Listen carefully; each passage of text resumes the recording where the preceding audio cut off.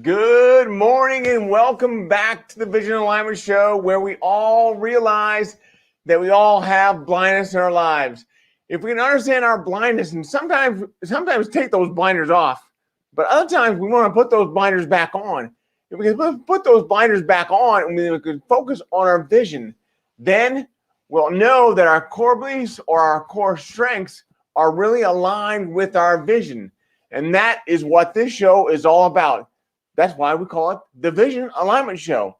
Yes, I am a little darker than I was on Friday, but that's just because I had an outdoor graduation yesterday with my daughter, Jess. As you all know, that letter that I read every day from Jess, she helps me to understand my vision and helps me to understand what I'm supposed to be doing in this world.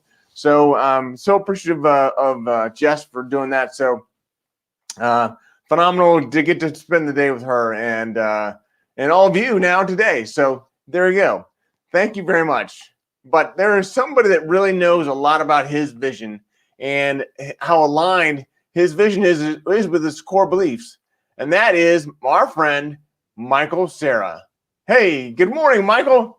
Brian, good morning. Thanks for having me. Absolutely. Good morning. Good seeing you. And thank you for being on. I appreciate that. Absolutely. Brian, I like your color. It's congratulations.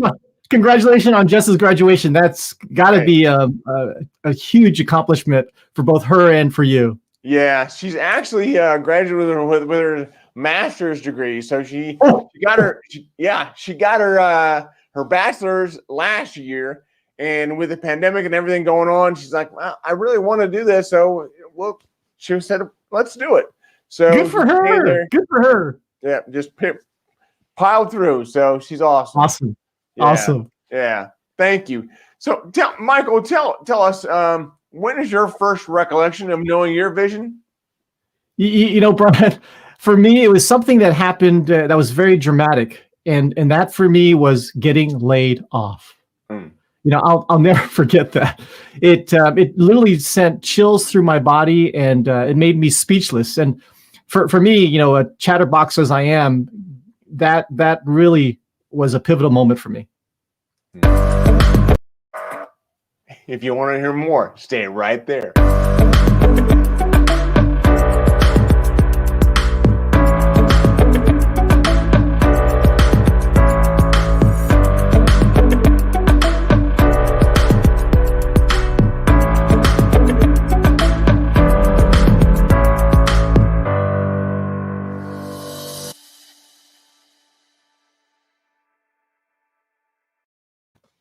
Michael, I really want to ask you more about what you went through. So before we go there, I want to encourage people to share this video out with as many people as they can on their timelines or wherever, and also put a picture in your timeline of you winking.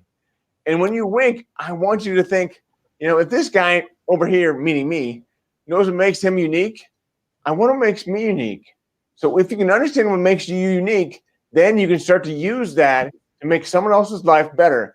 And making someone else's life better is where true happiness starts. So think about what makes you unique and then how you can use that. That's really important for us all to do. And then, as always, go out to brianwagner.live and sign up for the Vision Alignment Show. Or actually, it's called Vision Insights. There you go. So that brianwagner.live will take you there. So, wow. A lot going on, and I'm glad to hear that you found your vision. I'm sorry that you had to go through some tough times to get there, but tell us a little bit more about your story, Michael. Sure, Brian. You know, at the time I didn't realize this, but what I was developing was a model that I now talk about, and it's an Ikigai model, and it comes from Japan, more specifically Okinawa, Japan. And if you do a quick search on Ikigai, what it is, it's a model that talks about what are your core competencies? What does the market or the group that you're trying to address need? And then what are you passionate about? It's what gets us up in the morning. And then last but not least, it's also what you can get paid for. So for me, as an example, my core competencies, it's what I grew up with, and that is my bilingual, bicultural background. My parents raised me in San Francisco, California, but in the home, we spoke Japanese, and we were instilled with that culture. And then the minute I stepped outside, of course, I'm in America, was educated here in the US. So I grew up in that dynamics of having both languages from a very early age. And that's allowed me to do what I do today. Went to school, got my electrical engineering degree. And so that was another core competency of mine. And then in my career, I spent 30 plus years doing sales and marketing. I was an executive, ran a product line. So I had the business sense in the background. And then when I looked at what my clients needed, it was somebody that could help build bridges. And for me, it was between Japan and Silicon Valley. So taking that and then combining that with what my passion is. And my passion is, of course, I love my mother country, which is Japan. And who doesn't, right? Who doesn't like going to Japan, and especially when someone else is paying for it? So for me, that was part of the passion. And then I love interacting with people, making them work together and also creating these win-win scenarios. Wow. So when you can discover your Ikigai and put all those things together, and at the very least, of course, get paid for it, then you've got your Ikigai model. And it's said that once you find your Ikigai model, it'll bring fulfillment, happiness, and make you live longer. And that's why Okinawa has the most centurions anywhere in the world. Really? Huh. So tell Ikigai, how do you spell that? It's Ikigai. Ikigai. And it comes from the Japanese word living and being. And so putting the two together is fulfillment, really. And again, a 4-step process? I'm sorry? It's four models, right? 4 models that overlap. And so when you draw this thing out, you'll notice that there is a lot of overlap. And that's what the beauty is of this model, right? Okay. Huh. Interesting. I love it. Wow. So tell me, what do you think the biggest factor in your success has been? Well, wow. So, I grew up with my dad always telling me that, help others, and those people that you help will inevitably help someone that you love or someone you're close to. And so it comes back. And so that's one thing that I've always been, a big fan of, right? Is wherever I can help. If someone asks me for a hand, I'm going to try to help them out. The other thing that my mom taught me was be nice to people, right? Always smile. And if you're nice to people, they're going to be nice back to you. It's almost like a reflection. And so those 2 principles have really been very helpful for me. And so I've kind of stuck with that and then continue to try to do that as much as I can. That's awesome. How does that manifest itself? How do you do that in a daily basis? Do you go out and try to help someone, or I think right now you're helping me a lot with everything going on. So do you just that's just a part of who you are. Well, you get these opportunities, right? For example, an email will come in this morning, and they'll be asking for someone to spend some time, just going through some challenges or issues they're having, and I'm more than happy to spend the time with them just to give them some pointers. Or, as you know, I volunteer at the Japanese American Museum of San Jose, and that is a wonderful opportunity for me to really put a life-work balance in place. And the reason for that is, Brian, we all work really hard, and it's great. And for me, I spent so many years in corporate life. And in that role, I had a group that I was responsible for. And when I went on my own about 15 years ago as a consultant, I was a sole proprietor. And what I realized was I was missing something, and I couldn't figure it out. And what it was having that responsibility, having that organizational structure.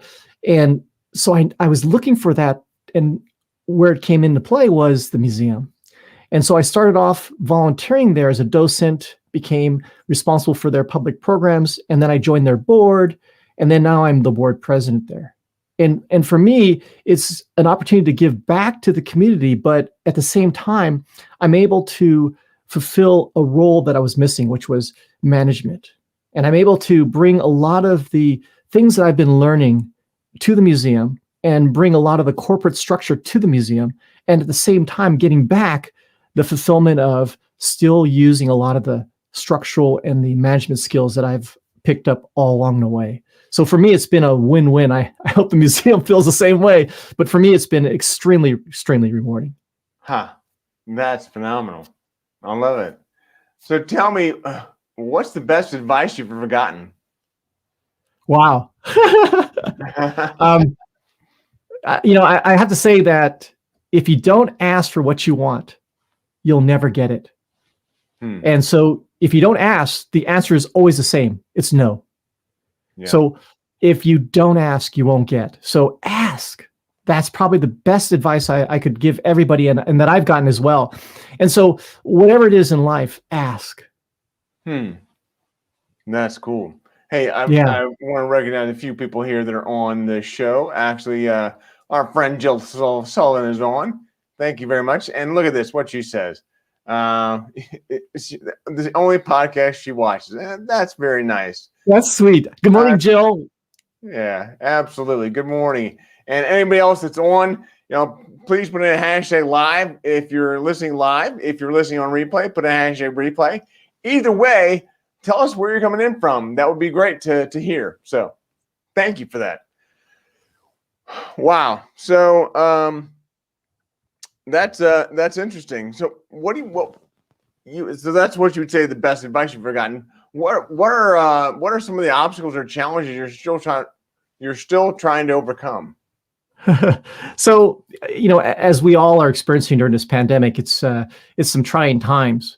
And, for me personally, I'm very fortunate in that my clients that I consult for are all based in Japan, and they haven't missed a beat during the pandemic because they're still working. They still have to keep their clients engaged, and they have a large base of suppliers here in Silicon Valley, where I'm based. And so they still need to keep that going. And so what I've been doing is I normally travel to Japan every other month for meetings, for business development. But with the pandemic, I've been doing everything via Zoom. And so those haven't stopped. And the interaction with the suppliers on this side haven't stopped. And so everything has been going just as it was before, but we're doing it remotely now. So one of the challenges, though, that I have, and I encourage everyone else to also think about this, is think ahead. And so, I've got this great base of customers, but I'm also always thinking about what can I do next? What can I do more than I'm not doing today? And so two things that I'm looking at right now is I do a lot of public speaking on behalf of my clients and also part of the museum and the other boards that I'm responsible for. But I've not had an opportunity to get paid for those outside of my clients. And so one of the things that I'm looking at is how can I grow that business as a paid speaker in Japan? And so as you may or may not know, I joined the National Speakers Association of Northern California hone those. Yes, I did, to hone those skills because, I've been a long time Toastmaster, and Toastmasters is awesome. Yeah. And I went through that whole DTM track, but I was looking for more. And so NSA positions you for how to get paid now to speak. So that is a challenge that I'm looking at trying to break through by getting more education on that. The other thing that I'm looking for is I'm on 4 different nonprofit boards. And the board president at the Japanese American Museum has given me an enormous amount of experience, not only in board governance, but being on different committees, trying to keep the finances up. And so now I'm trying to figure out how can I get on a public and private board, take those skills and apply them. And again, you never stop learning. So I joined PDA, which is the Public Directors Association, and we have a San Francisco chapter here. And that has been phenomenal because it's teaching me a lot about the details that go behind getting on a public or private board and also what opportunities are out there. So every obstacle you have, if you spend some time on there and just talk to people about what it is that you want to do, it's amazing how much advice you'll get. And through my conversations with friends, I got introduced to these two organizations. And so I've become a part of it. I'm actively involved with them, and I'm learning a whole lot. That's very cool. I've never heard someone that has taken such advice to heart and really gone out and implemented it. I mean, you're on fire, man. No, Brian. It's really funny. I whenever I talk to people and they give me advice, I'll at least take a look at it. And if it's compelling and interesting, then I'll take it one further step. And that's really what it's all about. And, I'm a big believer in that. You're never too old to learn. Yeah. And, my kids are grown now, right? I mean, you talked about your daughter getting her master's. My kids are probably about the same age. And so we don't have to worry about them as much. I mean, as parents, we'll always worry about them, but not the same level that we did when they were younger. And so it's an opportunity for us to continue to grow ourselves. And since I love what I do, I never see myself retiring because I don't want to ever not be able to go to Japan. Yeah. And so for me, that's my ticket to Japan, is having clients based in Japan and getting the opportunity to go back and forth. Is just, for me, it's the dream job. It's a dream job. Yeah. Well, as soon as the pandemic's over, I want to go there too. So hey, if you want to hook up, I'm literally there every odd month. Really? So if you go January, March, I mean, I'm there. And so we should connect, because I would love to show you around Tokyo and some of the sites. And I have kind of because I get a lot of questions about Japan, right? And so, Michael, where should I go when I'm here? Or where should I go when I'm there? Connect with me, and I'll be more than happy to share some. And if our schedules line up, I'd love to have dinner with you. Oh, that'd be great. It'd be fun. It'd be fun. Sounds good.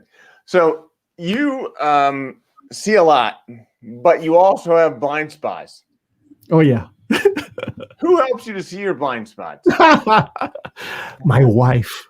I don't know about you, but my wife is the one person, right? I'll do a presentation and I think I did a great job. And then later on, she'll tell me, and she's the one person, right, I think, that can tell me that. And it's no harm, right? It's actually beneficial. She's doing it for my benefit. Where I think a lot of other people would be kind of apprehensive about telling you where your blind spots are, where you could improve. Where my wife is just, she's dead honest. Yeah. There's some more people here that have joined us, and I wanted to say hello to them. So Jill coming in from Eber, I'm assuming I'm pronouncing that, Eber, Utah. Thank you. And Amron Singh coming in from Columbus live. I think I know where you are, Amron. Thank you very much. And then, hey there. And then Rhonda coming in from Signet, Ohio. So awesome. Very cool. Good to see you all. Good morning, everybody. Absolutely. Good morning. Well, this is great. So what do you do? Maybe this is the model Ikigai. Ikigai. The easy. This is a joke I tell people, but imagine you're getting ready to jump in the pool and you've got Speedos on, and it's what your kids would call you. It's that Ikigai. Oh, they would call me other things too. And my kids do, but that's one way to remember it. So does that help you to bring you clarity? Oh yeah, absolutely. Because if you know what your vision is, right, then things become very clear. And for me, I'm very focused on Japan and Silicon Valley. And that's really my tagline, right, as I help bridge the gap between Silicon Valley and Japan in both technology and the culture and language gap. So you work with companies all across San Jose or Silicon Valley? So my clients are actually Japan-based. Oh. And so my clients are based in Japan, and I help them source electronic components, mainly semiconductors, but they're also expanding into other markets. And so basically in technology. And so as they expand in those segments, then I also come up to speed on those same segments. So right now you probably know all the buzzwords, but AI, artificial intelligence, is a big spot that they're investing heavily in. And so I'm focused on AI, and what AI brings is autonomous vehicles, fully self-driving cars, robotics, automation, factory automation. All of those things are playing into it. And so they're looking at every one of those market segments. And as they do, I go off and look at those markets and expand as well. That's going to be very rewarding. It is. It's a lot of fun. The beautiful thing about consulting, and for me, I used to work for large corporations, and it's a great job, but you're dedicated to that one company. As a consultant, it's like a mutual fund. You get to spread your investment of time across multiple channels. And so for me, it's every day is a different day. And so for me, it's never gets boring. No, that's great. So if every day is a different day, how do you stay steadfast? Well, so that's a good question. I had to spend some time thinking about that when you brought that up, and yeah, that for me, I think it's really goes down to family, right? And you probably remember when you had your first child, didn't life change? Oh yeah, right? I mean, the whole purpose for why we're being and why we do what we do, it's because of family. And so for me, family is definitely one of the reasons why I'm driven. My parents were immigrants, right, coming to this country, and I saw them struggle. And through that, I told myself that I don't want to have my kids go through that same struggle. And so I worked my butt off and went through corporate life and got a lot of great experience. But I think that is one of those things that keeps me definitely keeps me grounded. The other thing too is, I guess, friendship and always being available for people, because that's what people have been for me. If ever I need help or if I need some advice, I have people I can reach out to. And so I try to make myself as equally available and try to pay it forward, because people have been wonderful and very generous with their time and advice. Yeah, I will attest to that. You do a great job. You've spoken for the Ohio School for the Blind. That was great. To be able. Oh no, that was a lot of fun. Those kids are awesome. Yeah. And having, again, speaking to them about Japan for me was fun. It was a treat, and they're so engaging, and I hope that each one of them gets a chance to visit Japan. I think they would have a ball. Yeah, absolutely. I think they would too, and they loved to talk about different kinds of food, and they loved to talk about the different geography and whatever else. So transportation was a big thing. Yes. They love the trains, and then of course the manga, and then the different types of food, and so it was a lot of fun. Well, thank you for doing that, and thank you for being on the show too. So you go 110 miles an hour. How do you recharge? I'm an avid swimmer. And this is a funny thing, is that I didn't learn how to swim until I was late in life. I grew up in San Francisco, and legally you're supposed to be able to swim a lap before you can graduate. I don't know how I got through that, but for the life of me, I couldn't swim consistently.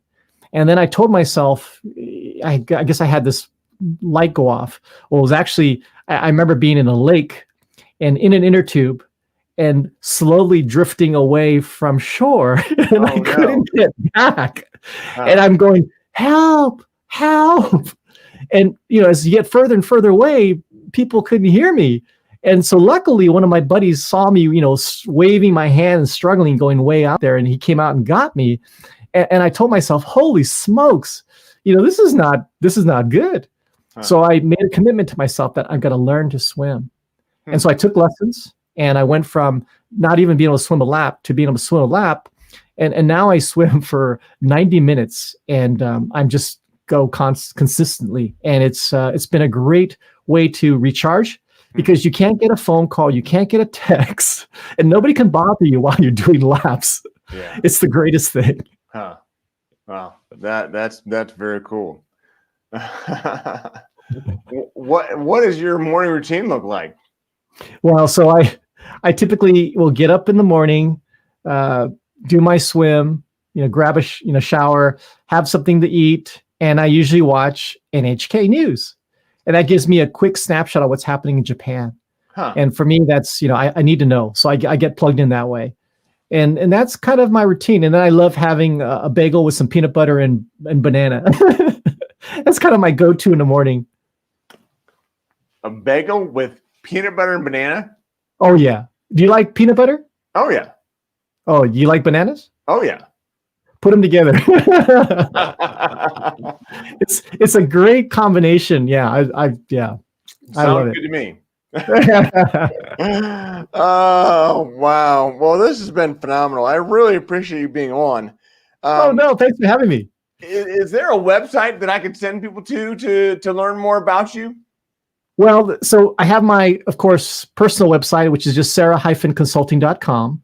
Okay. But what I'm really passionate about, and I want people to know more about, is this building behind me. It's the Japanese American Museum of San Jose. Yeah. And their web address is JAMsj.org. And I'm really passionate about the story that we share there. And the mission is really simply CPS. It's to collect, preserve, and share the Japanese American history, culture, and arts with the world, really. And why I'm so passionate about this is because all of us are immigrants to this country.